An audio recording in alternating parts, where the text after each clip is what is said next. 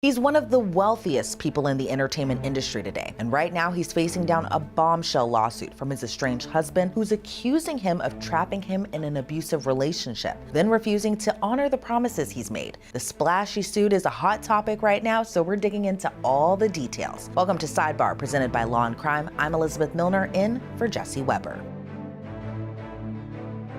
He may not be someone you immediately recognize as Hollywood royalty, but David Geffen has more than likely had a hand in some of your favorite music and movies. The now 82-year-old has been an executive for multiple music labels, helping advance the careers from everyone from the Eagles and Bob Dylan to Cher and Blink-182. His Geffen Film Company produced classics like Beetlejuice and Risky Business. He was a Broadway backer for the musicals Dreamgirls and Cats, and in 1994, he founded DreamWorks SKG Studio. According to Forbes, as of 2024, Geffen is believed to be the richest person in the entertainment industry worldwide. He has an estimated net worth of $9 billion, with a B, dollars. Known for his philanthropy, Geffen has donated huge sums of monies to universities and art programs. UCLA School of Medicine is named after him, and so is Yale School of Drama. Lincoln Center for the Performing Arts in New York has a David Geffen Hall, and there's a David Geffen Theater at the Academy Museum of Motion Pictures in Los Angeles. But David Geffen's estranged husband says that behind the scenes, Geffen used his money, power, and influence to satisfy his sexual desires to the detriment of those around him.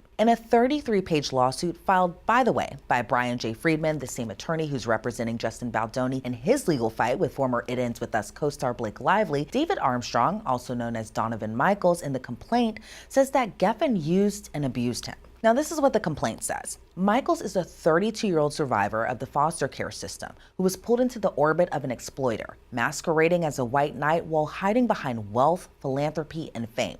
Michaels did not meet Geffen in a boardroom, at a gala, or through mutual friends. He met him on SeekingArrangements.com, a website where men like Geffen shop for the vulnerable. The site, which now goes simply by Seeking.com, is a dating platform for the rich and famous. On its homepage, it states, quote, "Seeking is the premier dating site for success-minded singles. Those who possess the mindset tailored for success in life also possess the same mindset necessary for success in love. Our platform is designed to foster genuine and authentic connections between our members, leading to the good life, lasting partnerships, and love." Sounds super sweet, right? Well, the site also expressly states that sugar daddy situations and paying for sex are forbidden. But Michael says that didn't stop Geffen from finding him on the site and offering him $10,000 for one night, which eventually turned into monthly payments for sex work. According to Michaels' complaint, Geffen used a toxic mix of seduction, control, promises of love, and lavish displays of wealth to entrap Michaels in a cycle of dependency, submission, and humiliation.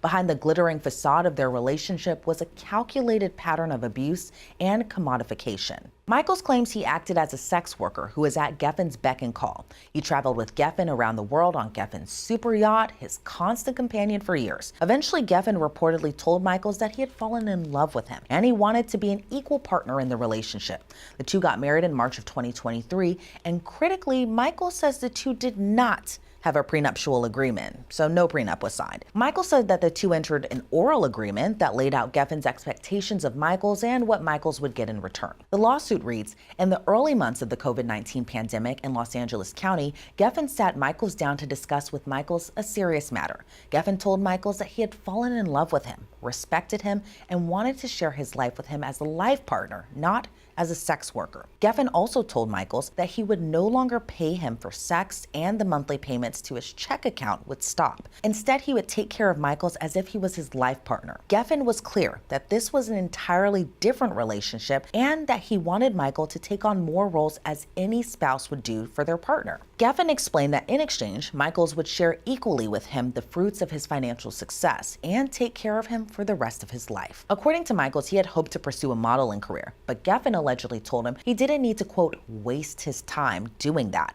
and didn't need to make his own money. The lawsuit states Michaels would forgo his modeling career and render certain social, emotional, and domestic services to Geffen and the couple, which included, but was not limited to, being Geffen's confidant, rendering emotional support and companionship to Geffen, being a travel companion to Geffen as his partner, not sex worker, offering Geffen constant advice on health and wellness, supporting Geffen's social, charitable, and political aspirations, performing services as a house manager by helping to coordinate with Geffen's staff, helped to coordinate and throw parties and events, providing various home remodeling and maintenance services, and caretaking for Geffen.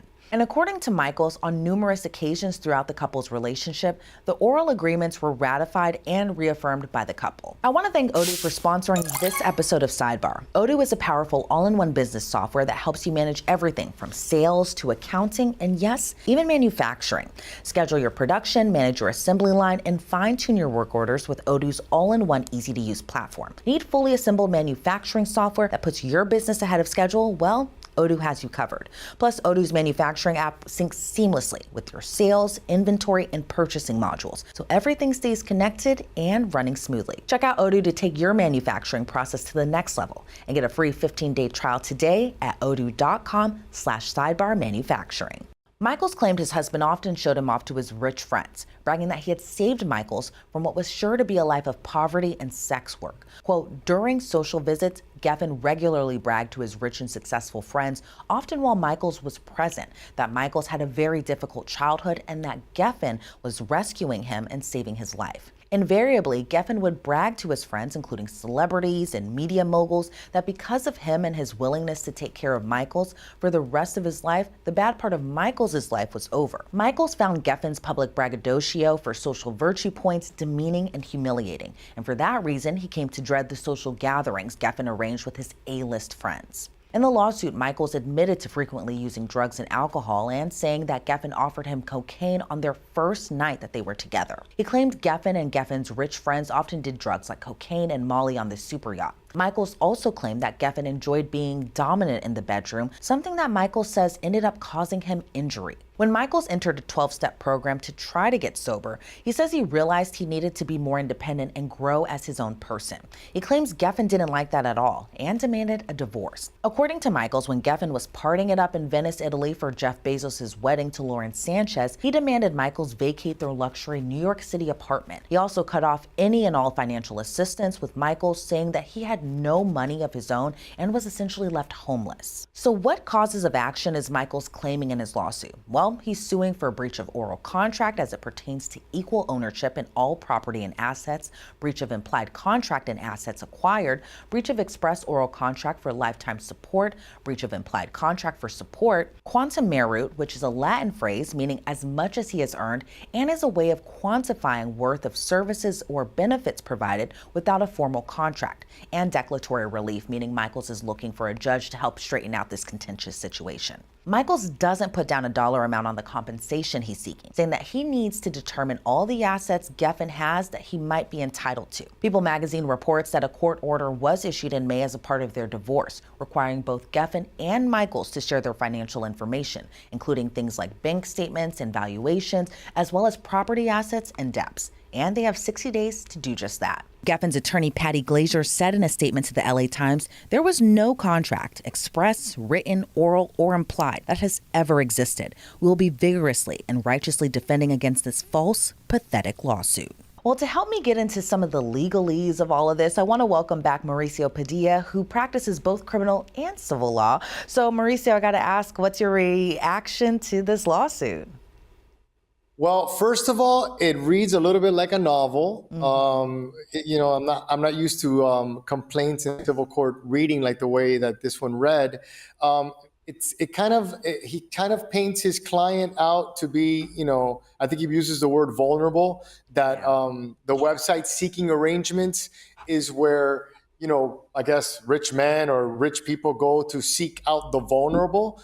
I would dispute that. I don't think. I would describe people that have opened up an ad on Seeking Arrangements as vulnerable, and I think a lot of the facts in the complaint really don't go hand in hand with what he's trying to get the court or the reader to think, including that his client, number one, is vulnerable, and number one, that someone should feel sorry for his client. This is someone that was accepting $10,000, to have sex. with the guy, and he basically got to live like, with a billionaire for all these years. So I don't know. I read it. I also feel that I was kind of anticipating that a lot of these arguments would have been made in the divorce case. I understand that Geffen did file for divorce in May, and at least in Florida, some of these counts may have been decided, which is where I practice civil court, is in Florida. Some of these counts may have been addressed by the divorce court. So maybe there'll be some type of pleadings in California regarding, hey, listen, we're already in court on the divorce matter. We have a judge, and some of these counts could be, inextricably intertwined with the divorce, and the divorce judge would be the person best to make that decision. And are you surprised by some of the allegations in it in terms of just these oral agreements? In terms of the oral agreements, how binding are they? If there's nothing formally written down and perhaps no witnesses to these statements, does it just become like a he said type of thing? Or do you think that Michaels' attorneys, they reference both the implied contract and express contract? Kind of, what's the difference between all these legalese in terms of this written and oral contract, the versus? Right. Well, listen, I mean, there's some situations where an oral contract could be binding on people, but there's so many restrictions on when an oral contract would not be binding that, in my experience, it's rare to succeed because there's so many restrictions on when you really should put something in writing. And then there's something called the statute of frauds that, applies to Florida, California, and all states in the United States, where it gives an outline of when an oral contract is not appropriate. Like, for instance, you cannot do an oral contract when it comes to anything regarding real property. Land, a house, has to be in writing. There's certain limits. Like if it's more than a certain amount of money, it has to be in writing. If it's something that cannot be performed within a 6-month period of time, usually it has to be in writing. That's the way that the courts limit the ability for someone to say, hey, you know what? 4 years ago, you orally told me blah, blah, blah, and now I'm going to sue you for it. Because then that would open up the floodgates, and people, would be suing for all types of oral promises. And I think the courts in all states, California, Florida, and all the states in the United States, they want to promote putting things in writing. That's going to be an issue one way or the other. I'm anticipating, you're going to see motions to dismiss and things of that nature regarding the fact that none of this was in writing. And do you think that any part of you thinks that this complaint or this lawsuit was filed in order to possibly just embarrass David Geffen? I mean, he's a huge name. He has a lot of money. In terms of just the allegations overall, it just seems like kind of the gist of it is just that Michaels was kicked out of the home, and then Geffen had filed for divorce too. And it seems like maybe this is just kind of a counter for what had happened in him filing for divorce. Like maybe if, a blank check was written, that maybe this complaint would have never been filed. But what do you think? Or am I just kind of throwing it out there? I mean, possibly. I mean, I would not, if I was, representing this gentleman in the divorce, I would not promote filing this type of thing, because at the end of the day, okay, you guys broke up, you're married, and all these disputes could be handled one way or the other in the divorce. Even if some of these counts are counts that cannot be heard by the divorce court, at the end of the day, in a universal sense, it's a dispute between two people that were married. So you could have let that play out instead of taking the opportunity to file this lawsuit. So yeah, I think it could be a grab for attention, and it could be an opportunity for them to include things that maybe in the divorce would have been irrelevant, would have been a subject to a motion to strike. And honestly, like when I read it, which I'm thinking maybe a judge is going to feel the same way, there's a lot in there that really goes beyond what you would expect in a legal pleading about feeling bad for him, and all the things that he suffered, and it really goes into a narrative that goes beyond in detail and in trying to garner sympathy for his client that you usually don't see. And at the end of the day, I don't know how many people are going to be feeling sorry for this guy. It is what it is. And I read on there that they got married without a prenup. Right. So, I practice family law, and I'm going to tell you that if you're a billionaire, you marry somebody without a prenup, he has a payday coming. Yeah. You know what I mean? Like he's not going to walk with nothing. I believe that this could have been premature. And then you're forcing him to lawyer up and really defend this. And his position, Geffen's position, is going to be like, now you came for my throat. Yeah, you've made all these allegations. You filed a separate. So now I'm going to fight you on the divorce case. And imagine, any time that you are litigating against a billionaire, that's an issue too, because you're talking about unlimited resources. They're going to come at you hard. So yeah, I don't know. I don't know what his game plan was. Yeah, and I was surprised by this complaint or this lawsuit too, for that exact reason, that being that there was no prenup signed. And in terms of if there was a prenup that would have been signed, what kind of difference do you think this would have made? I would expect an automatic kind of payout if they were together for so many years, that type of thing. But maybe I think under 2 years, I wouldn't expect such a big amount of his wealth, because David Geffen's worth a lot of money, billions and billions of dollars. And so why do you think that there was no prenup that was signed? Obviously, Mr. Geffen thought that he was in love and this was going to be for the rest of his life. I mean, anybody that gets married without a prenup is putting themselves out there. The reason that I say that I think he has a payday coming is no matter how long the length of marriage, when you're dealing with somebody that's a billionaire, from the moment that he got married to him to the moment that they separated, everything is marital. So yeah, you're a billionaire. How much did you generate in 2024? 100 million, that's marital. How much did you generate in 2023? 100 million, that's marital. So that's the issue when you make that type of money, that if you don't have a prenup, every property that you bought, every dollar that you made for yourself, not for his businesses, but that is factored into his own wealth. So yeah, I mean, there's money there one way or the other. And what kind of response do you expect from David Geffen's legal team in terms of, their response filing or something to that nature?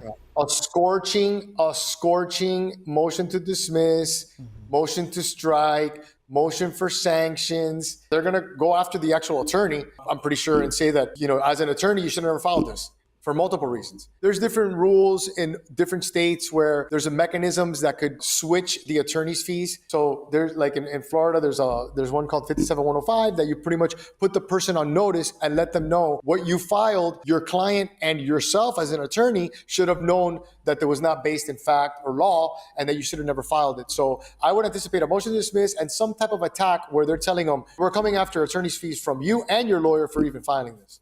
And what's it like when you're representing a client where maybe it did start off as love and maybe it did start off as a loving relationship? It's kind of hard with this case specifically because they met through seeking arrangements, or seeking as it's called now. And, maybe it started off as transactional relationship. Then from David Geffen's point of view, maybe it was actual love. They got married. They did so even without a prenup. And then it turns into this. So what is it kind of like, I think, on both ends for David Geffen's perspective and even Michaels' perspective in terms of just how it started off maybe good, maybe great, and then it just is going to sour. And I can see this playing out very publicly for a while.